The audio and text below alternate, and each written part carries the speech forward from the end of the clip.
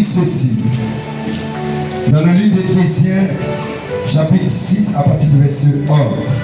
Enfants, obéissez à vos parents. Obéissez à vos parents. Selon le Seigneur. Selon le Seigneur. Quand cela est juste. Car cela est juste. Allons-y. Honore ton père et ta mère.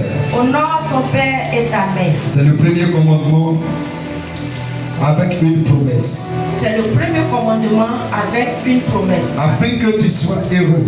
Afin que tu sois heureux. Et que tu vives longtemps. Et que tu vives longtemps. Sur la terre. Sur la terre. Et vous. Et vous. Père, n'irritez pas vos enfants. N'irritez pas vos enfants. Mais élevez-les. Mais élevez-les. En les corrigeant et en les instruisant selon le Seigneur. En les corrigeant et en les instruisant selon le Seigneur. Serviteurs, obéissez à vos maîtres selon. C'est bon. C'est jusqu'au verset 4. Alléluia. On peut s'asseoir. Et ce matin, le thème sur lequel nous allons nous baser, c'est vivons pour bâtir une famille vraie et sacrée. Ici ce matin, nous voulons véritablement nous baser sur la famille qui plaît à Dieu. La famille qui est sacrée. La famille, c'est l'ensemble des personnes unies par un lien de parents ou d'alliance. C'est ça la famille. Et nous voyons que cette famille-là, la famille en quelque sorte chrétienne, est une famille d'abord que Dieu a mise en place. Dieu a mis la famille en place pour pouvoir le glorifier. Alléluia. La Bible dit que Dieu crée toutes choses d'abord par lui-même. Il a créé et puis il a créé pour lui ensuite. Alléluia. Ça veut dire que ce qu'il a fait là, ça, il a créé pour que ça puisse en retour lui être utile. Donc si Dieu a décidé de créer le mariage, donc lui-même il a donné un exemple en montrant comment il est venu sur la terre des hommes. Notre papa a prêché ici le jour du culte spécial en disant que Dieu a envoyé un ange parler à Marie, a dit à Marie que tu seras enceinte. En ce moment, Marie était fiancée avec Joseph, n'est-ce pas? Et elle allait bientôt s'unir avec Joseph et puis ils allaient fonder leur foyer. Donc, ils allaient devenir une famille dans laquelle des enfants vont naître et ils seront au souhait de ces enfants-là. Mais le Seigneur a permis que son esprit vienne couvrir Marie et que Marie puisse prendre une grossesse sans lien, sans relation, et elle a mis au monde un enfant appelé Jésus. Alléluia. La famille, parce que lui-même il est né dans une famille. Alléluia. Il est né dans une famille. Mais aussi, la famille, si on veut voir, la famille est un cadre. Une couverture. Alléluia. C'est-à-dire une maison dans laquelle on est. Donc, la maison nous couvre, n'est-ce pas? La maison nous couvre. Donc, on est dans cette maison avec nos enfants. Alors, on peut parler de la famille. Allons-y voir dans le livre de Genèse, Genèse 34, à partir du verset 13 à 17. La Bible dit ceci. Les fils de Jacob répondirent et parlaient avec ruse à Sichem et à Hamor, son père, parce que Sichem avait déshonoré Dina, leur sœur. Il leur dit, c'est une chose que nous ne pouvons pas faire, que de donner notre sœur à un homme incirconcis, car ce serait un opprobre pour nous. verset 15. Allons-y. J'ai dit jusqu'à 17. Allons-y. Nous ne consentirons à votre désir qu'à la condition que vous deveniez comme nous et que tout mâle parmi vous soit circoncis. Verset 16. Nous vous donnerons alors nos filles et nous prendrons pour nous les vôtres. Nous habiterons avec vous et nous formerons un seul peuple. Verset 17. Mais si vous ne voulez pas nous écouter et vous faire circoncis, nous prendrons notre fille et nous nous en irons. Amen. Amen. Ici, on nous parle de quoi? On voit ici un peu dans le livre de Genèse là, parlant des enfants de Jacob. Alléluia. Pour défendre leur sœur qui a été déshonorée. Donc vous voyez pourquoi on dit c'est une couverture, une couveuse. Donc c'est quelque part, c'est là où on est protégé. Alléluia. Alors la Bible dit que la sœur a été déshonorée. Donc ils sont partis comme ça, aller voir cet homme-là et son père pour lui dire: ton fils a déshonoré notre sœur. Mais pour que nous puissions te le donner en mariage, il faut que tous les habitants soient circoncis. Donc, c'est quelque chose de bizarre. En quelque sorte, il veut dire qu'ils ne veulent pas donner leur fille, leur petite soeur directement. Donc, ils ont posé un problème qui ne peut pas avoir de solution. Alléluia. Parce qu'eux, ils étaient en train de défendre leur soeur. Ne voulant pas que leur soeur s'unisse avec ce monsieur, ils ont posé une condition pour dire qu'il faut que tous les hommes de ce lieu-là soient circoncis. Ce qui ne peut pas se faire. Parce que ce n'est pas eux qui vont marier leur petite soeur.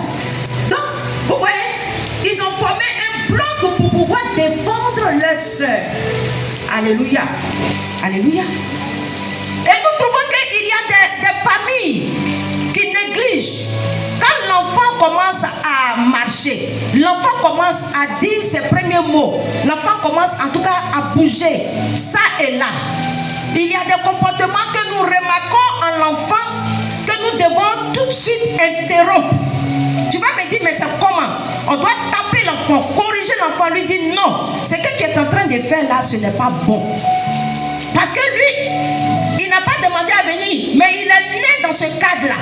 Et il est né dans ce cadre, toi la mère, toi le père, tu es tenu à pouvoir donner, en tout cas l'encadrement, l'éducation qu'il faut à cet enfant pour que l'enfant puisse grandir avec cela, en grandissant, qu'il puisse arriver à les garder et qu'il puisse réussir dans sa vie.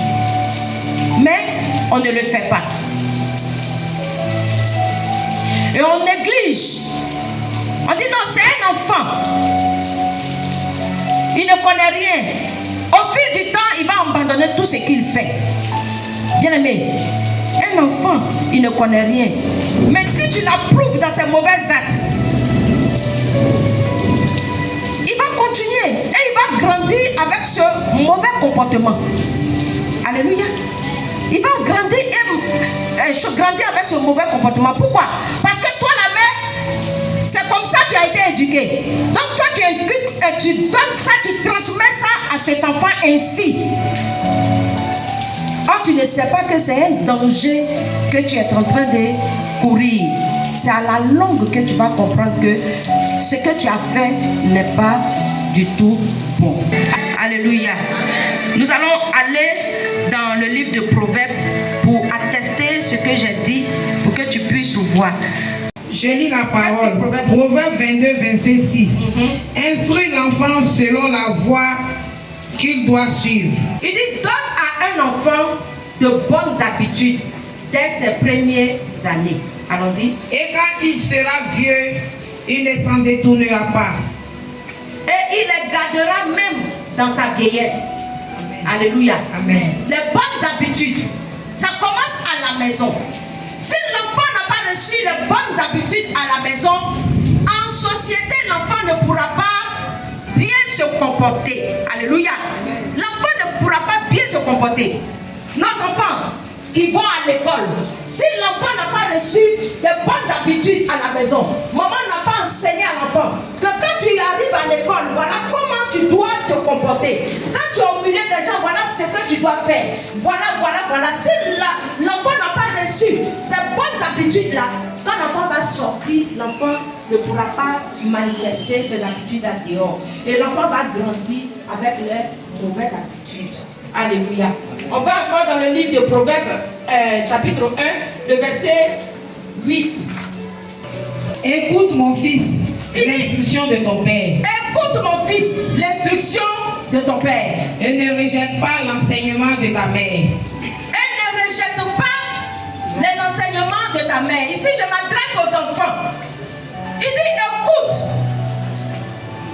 les instructions de ton père et ne rejette pas L'enseignement de ta mère. Amen. Allons-y. Verset 9. Car c'est une couronne de grâce pour ta tête et une parure pour ton cou. Attends. Il dit, ils sont comme une jolie couronne sur ta tête. Les conseils de ta mère et les conseils de ton père sont comme une jolie couronne qui est sur ta tête. Alléluia. Allons-y. Mon fils, si des pécheurs veulent te séduire, ne te laisse pas gagner. Mon fils, si des pécheurs, il dit ici, il dit mon enfant, si de mauvais camarades veulent t'entraîner au mal, refuse. S'ils disent viens avec nous, dressons des embûches, versons du sang, tendons des pièges à celui qui se repose en vain sur son innocence. Emboutissons-les toutes vives, comme le séjour des morts, et tout sentier comme ceux qui descendent dans la fosse. Il dit mon enfant, si de mauvais camarades veulent t'entraîner au mal, refuse. Et nous allons attaquer des innocents en secret pour nous amuser. Nous les prendrons tout vivants. Nous les prendrons tout vivants pour les faire mourir. Nous les entendons comme si nous étions la mort même. Alléluia. Amen. Donc vous voyez, si un enfant n'a pas reçu des bons conseils à la maison, quand l'enfant va sortir, j'ai pour habitude de dire, c'est la rue qui va l'éduquer. Parce que l'enfant va rencontrer ses amis. Le diable va mettre sur son chemin parce que l'enfant est une gloire pour toi. L'enfant est une bénédiction pour toi, le père et la mère. Mais pour ne pas que tu puisses profiter de cette bénédiction, le diable va mettre, l'ennemi, il va mettre des agents devant ton enfant. Et ceux-là vont commencer à corrompre ton enfant. C'est en ce moment-là qu'on parle de la mauvaise compagnie. Et toi la mère, et toi le père, tu ne prends pas soin. Quand l'enfant va à l'école, tu lui donnes le conseil. Quand il revient à la maison, est-ce que tu reviens là-dessus pour essayer de voir un peu si les conseils que tu as donnés à l'enfant sont rentrés ou pas? On ne le fait pas. Et je dis que c'est un défi que nous tous nous devons relever. Mais Dieu veut que cela change. Il veut que nous prenions conscience pour savoir que la famille n'est pas un laisser-aller. C'est là que tout commence. C'est là que tout commence. Donc enfants, obéissez à vos parents. Ce qu'ils vous donnent comme conseil dans les maisons, dans les différentes familles, ne prenez pas cela en mal. Ne dites pas que papa ne m'aime pas, papa est trop dur. Maman ne m'aime pas, elle est trop dure. Est-ce de ne pas avoir des amis dehors? Parce que les amis avec qui tu vas marcher ne partagent pas la même foi que toi. Ils ne partagent pas la même foi. Quand je dis ne partagent pas la même foi, certainement il est d'une religion différente par rapport à toi. Mais il va chercher à t'imposer lui, ce que lui il sait, il connaît. Écoutez les conseils. C'est ça qui va vous faire réussir. Allons-y. Verset 13. Nous trouverons toutes sortes de biens précieux. Nous remplirons de butin nos maisons. Tu auras ta part avec nous. Il n'y aura qu'une bourse pour nous tous.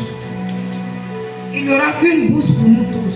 Mon fils, ne te mets pas en chemin avec eux.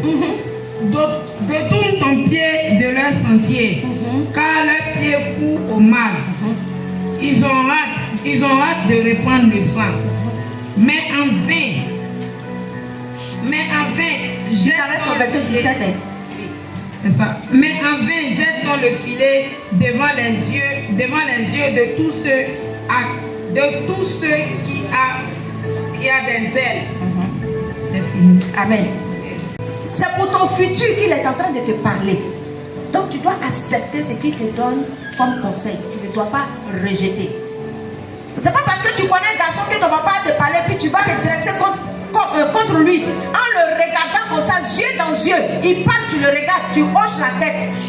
Mais tu ne connais rien, tu n'as rien vu encore. C'est pas ça qui est le commencement de la vie. Il y a beaucoup de choses qui sont devant, qui t'attendent, que toi tu n'as pas encore compris, tu n'as pas encore vu. Alléluia. Donc, enfant, écoute le conseil, obéis au conseil de ton père. Parce que c'est une éducation morale qu'il vous donne à la maison. Alléluia. Alors, au sein de la famille, c'est là qu'on s'entraide. Alléluia. On apprend l'enfant à partager. On apprend l'enfant à s'unir. Il y a des familles, les enfants ne s'entendent pas. Parce que ces enfants-là, ils sont de mères différentes. Papa soit à 2 femmes. Donc les enfants-là ne s'entendent pas. Il y a toujours des incompréhensions. Il y a toujours, mais toi, Dieu t'a fait la grâce de le connaître. Tu es devenu enfant de Dieu. Alors, si tu es sorti de cette famille, la famille où on t'a inculqué, en tout cas, la désunion, on dit non, on ne s'unit pas pour faire les choses. Parce que la maman a vu les enfants de la rivale. Elle dit non, soit elle est jalouse, ou bien, soit ses enfants sont bien. Donc, mais ce sont des frères. Mais elle t'a empêché de t'unir avec ces enfants-là. Tes frères. Elle t'a séparé. Elle vous a appris à vous mettre à l'écart. Et tu as grandi avec ça. Ça est en toi. Donc ça fait que ton caractère là, toi tu n'aimes pas, étant même devenu chrétien, tu aimes te mettre à part. Tu n'aimes pas te mélanger aux autres. Quand on dit unité, tu dis non. Moi, il y a parti de me mettre au milieu de là-bas. On va s'asseoir, on va se taquiner. Et puis demain, on va dire que moi j'ai dit ça. C'est elle qui a dit, oh, c'est pas moi qui ai dit, c'est lui qui a dit. Je n'aime pas tout ça là-dedans. Moi, je me mets à l'écart. Grandi avec. Il vient à l'église, c'est positionné là. Partout il passe, c'est pas à l'église seul même. Ça est en lui. Cette haine en lui. Et ça fait qu'il n'aime pas. Même quand il a quelque chose pour partager, c'est difficile. Il ne peut pas partager facilement ce qu'il a là avec les autres. C'est dans la famille qu'on apprend à partager. On dit non, c'est ton frère, il faut lui donner ce que tu manges là, il faut lui donner aussi.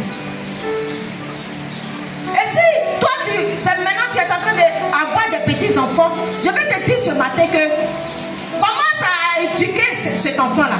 Il y a des enfants, quand ils ont quelque chose, quand tu veux savoir le comportement d'un enfant, quand il a quelque chose en main, il faut demander, tu vas voir.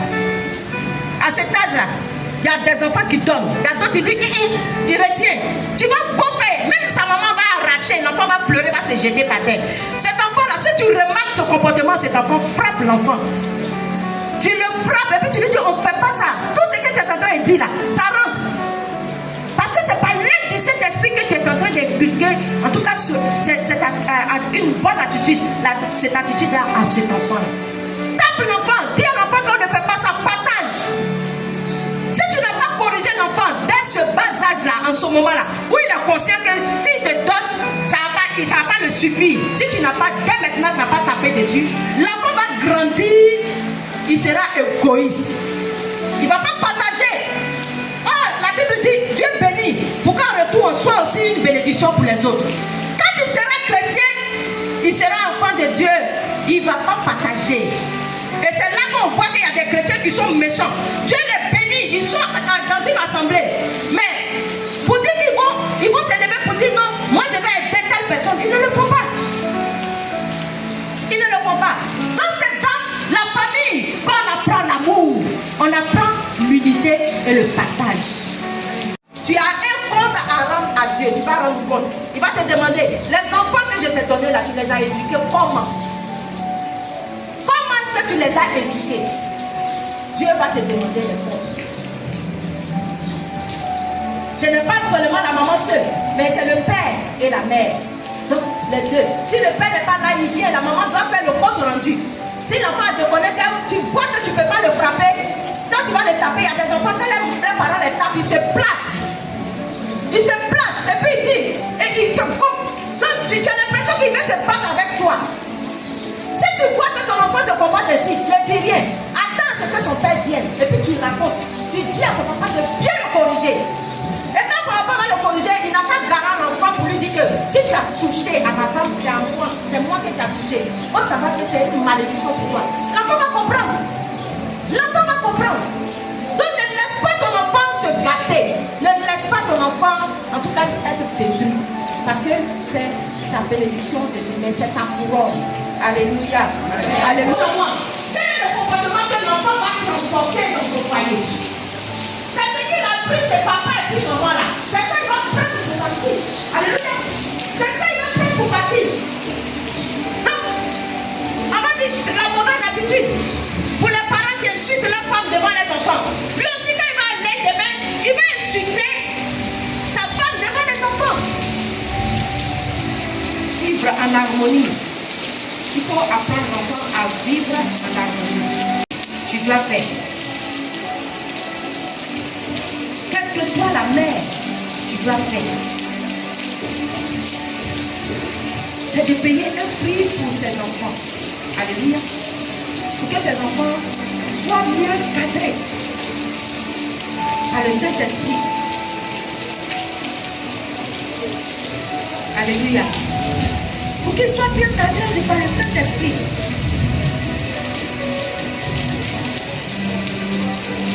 Parce qu'ils seront demain des personnes qui seront des fonctionnaires dans la société. Mais ils ont besoin d'être des personnes exemplaires. Ils ont besoin de cela parce que le monde regarde les enfants de Dieu pour copier sur eux. Quand bien même que d'autres se dressent, ils ne veulent pas accepter. Mais il y a d'autres, par contre, qui sont enfants de Dieu qui ne sont pas encore gagnés à Dieu.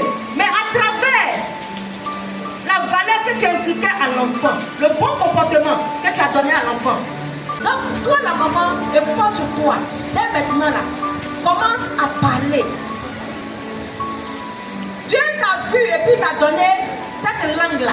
Tu es né là. Et puis, c'est ce que tu parles. Ne laisse pas tes enfants. Il faut leur parler ta langue. Tu t'es occupé aussi de ses grands-parents. Tu t'es occupé aussi autour de lui là. Tu t'es occupé de ses neveux, de ses cousins, de ses tontons. Tu lui as montré ça. Demain, l'enfant sera à mesure de faire ces mêmes choses là. Quand tu ne seras pas là, il sera une continuité. Et les gens vont parler, ton nom va rester. Ton nom va rester. Quand même que tu seras appelé au Père, mais ton nom va rester. Quand les gens vont parler, ça ne m'étonne pas. C'est pas l'enfant de Quadio là. Non. Son père même, il était bien, il partageait. Il faisait du bien aux gens. Donc ça ne m'étonne pas que l'enfant soit comme ça. Mais papa va dire non. L'enfant là, oh, ça ne m'étonne pas. C'est là. C'est une famille mauvaise, méchante. Ils aiment pas l'homme. Oh, ça ne m'étonne pas qu'il soit comme ça. Bien aimé, il faut mettre d'abord tes enfants en priorité. Occupe-toi bien d'eux. Occupe-toi de ses grands-parents devant lui. Ne parle pas en mal.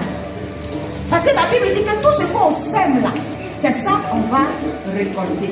Donc si tu as semé mal dans ta vieillesse, et tous ils vont t'abandonner. Sachons que la famille est une institution de Dieu. et que Dieu a permis cela pour que l'éducation commence là avant d'arriver à l'école. Ne dis pas que mes enfants seront éduqués à l'école. Non, c'est toi qui dois lui apporter l'éducation morale. Tu dois lui donner des valeurs. Tu dois permettre en fait que l'enfant soit éduqué selon la parole. Il n'est pas que l'enfant puisse faire de lui, en tout cas son Dieu, son créateur qui l'a créé. Il faut qu'il reste toujours dans l'environnement de son Dieu pour que cet enfant puisse réussir. Car la Bible dit que si l'enfant ne respecte pas les grands, il ne respecte pas son père, sa lumière sera éteinte en plein jour. Ça veut dire que c'est une malédiction qui va couvrir l'enfant. Donc, ne laisse pas cet enfant porter ce chapeau-là. Bats-toi. Si c'est déjà tard, avec le Seigneur, rien n'est tard. On ne vient pas au Seigneur, quand on se convertit, on ne vient pas au Seigneur bébé. On grandit, on prend conscience, et puis on commence notre marche. Et notre nouvelle éducation commence avec le Seigneur. Je crois que de par l'aide du Saint-Esprit, tu peux transmettre ces valeurs à cet enfant. Tu peux éduquer ton enfant comme Dieu le veut. Que Dieu nous bénisse. Au nom de Jésus. Amen.